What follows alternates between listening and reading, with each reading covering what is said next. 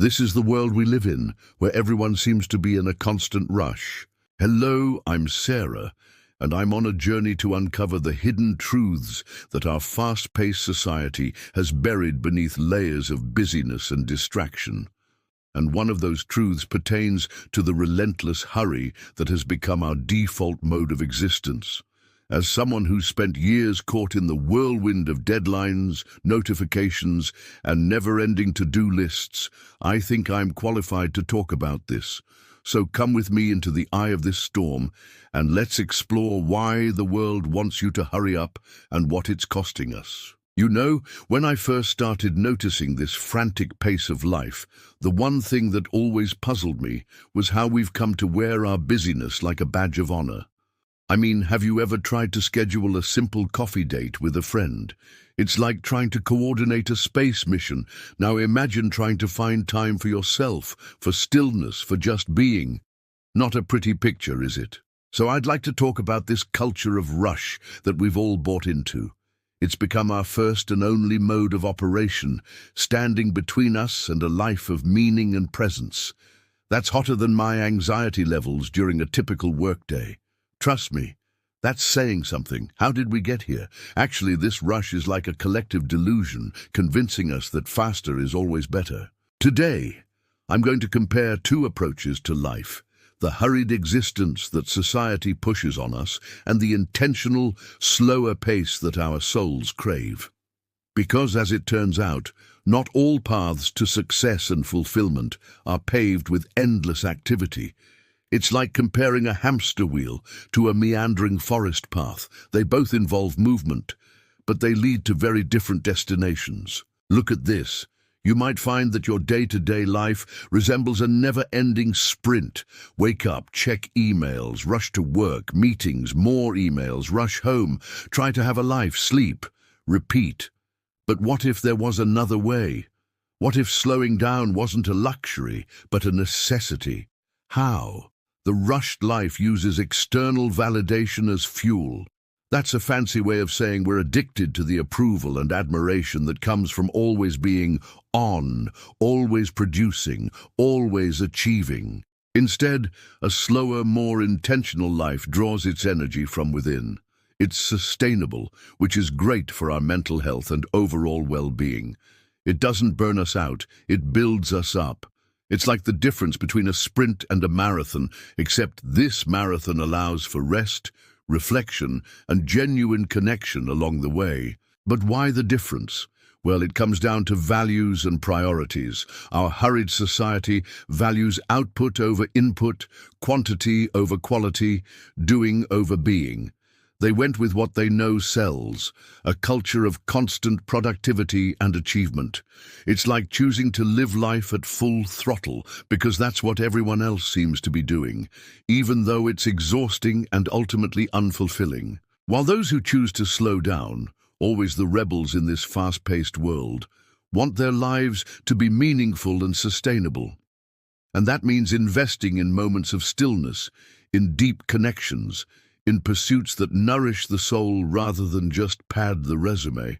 It's like having a life that you don't need a vacation from because you're present and engaged in every moment, not just rushing through to the next thing. Now let's get into the nitty-gritty of what this rush does to us.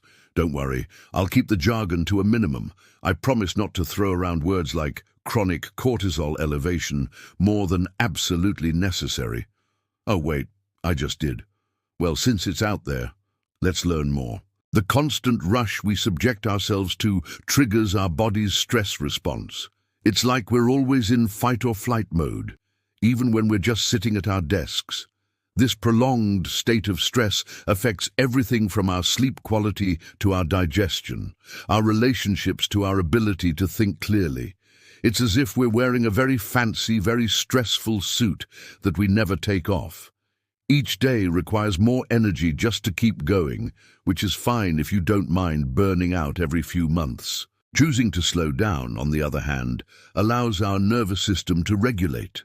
It's an advanced approach to living that honors our biological need for rest and recovery. Instead of constantly depleting our resources, it allows for replenishment.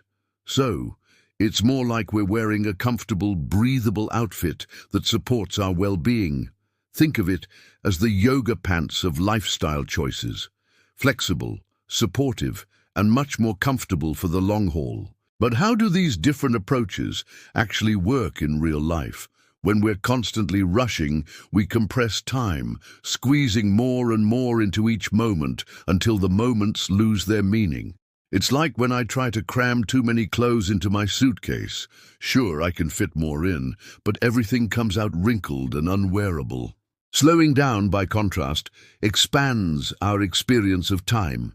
It allows us to fully inhabit each moment, to savor our experiences, to digest our thoughts and feelings.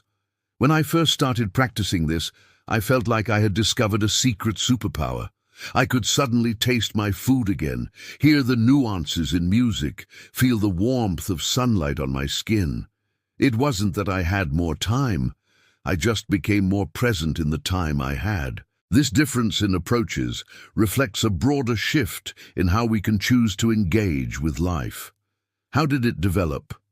Well, the rush culture didn't appear overnight. It's been building for decades, fueled by technological advances, economic pressures, and social media's highlight reels. We didn't have the luxury of pausing to question it, and for a while it seemed to work, but it wasn't sustainable. Then came the burnout epidemic, the rise in anxiety and depression, the growing sense of disconnection despite being more connected than ever. Anyone remember the last time they felt truly rested, truly present, truly alive? Not ideal when you're trying to live a meaningful life. Now, with the push towards mindfulness and work-life balance, people are starting to question the rush. It's a nod to how far we've come, from the days when we'd sacrifice everything for career advancement, to now, when we're beginning to prioritize our well-being and relationships. But don't forget the historical context. When I first realized how deeply ingrained this rush mentality was, I found that it's been a journey of trial, error, and occasionally, complete breakdown. The early adopters of slow living were often seen as outcasts or failures. They say the nail that sticks out gets hammered down, and for a long time, that's what happened to those who dared to slow down. The pandemic was a huge wake-up call, albeit with its own set of challenges. The forced slowdown made many people realize how unsustainable their previous pace had been. It's not just about avoiding burnout, it's about rediscovering what makes life worth living. Today, we're standing on the cusp of a potential cultural shift. A shift towards valuing presence over productivity, connection over competition. The advancements in understanding mental health and well-being have allowed us to question the status quo, to consider a different way of living. Because if you think the rushed life is fulfilling, wait until you experience the richness of a life lived at a human pace. Spoiler alert, it's actually more productive, but let's not get bogged down in details. So what's the takeaway from all this? The world's demand for you to hurry up is more than just an inconvenience. It's a fundamental challenge to your well-being and your ability to live a meaningful life. The differences between a rushed existence and a mindful one highlight the various approaches we can take to the same human experience. Whether you choose to swim against the current of rush or go with the flow, what's important is that you make that choice consciously. And maybe, just maybe, by choosing to slow down, you'll actually speed up your journey to a life that feels truly fulfilling. Imagine trying to explain to your future self why you spent so much time rushing through life instead of living it.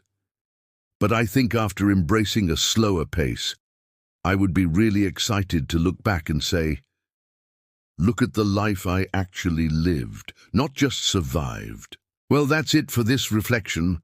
Let me know in the comments below what you think about this culture of rush. Have you ever thought about what it takes to resist the pressure to always be in a hurry? Or maybe you have a favorite way to slow down and reconnect with yourself. No judgment here. If you enjoyed this deep dive into the world of hurry versus presence, be sure to subscribe to my channel so you don't miss out on any future explorations of life's big questions.